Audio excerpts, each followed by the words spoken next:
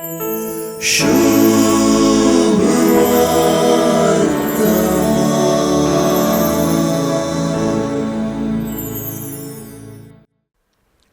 न्हू आपूण दुर्बळी म्हूण जाणा आसात ती कितली बागी सर्गींचे रास तांचे म्हणून दोंगरा वयलो प्रसंग सुरू केल्लो.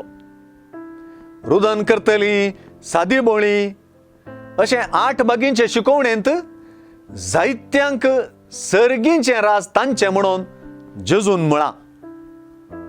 आयचे सुवार्थेंतली लाणां 8 बागींत सांगिल्ली म्हूण शांच म्हणयेत.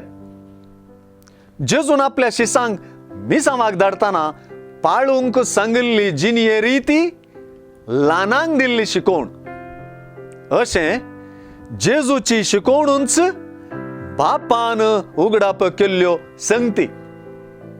अशें पळयतना जेजूची शिकोवण आयकोन ती पाळून जेजूचो पाटलावी जाल्ली नीज अर्थान जेजून सांगलेली ल्हानां.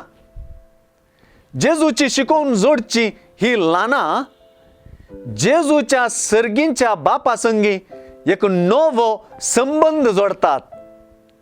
कित्याक जेजून ल्हानांक दिवची शिकोवन ती बापा तावनूच येता. बापा शिवाय जेजूची वळखच कोणाकी जायना आनी बापान कुशी वेल्या शिवाय जेजूक कोणी वळखूंक शकना. जेजूक वळखल्ली बापागी वळखतात.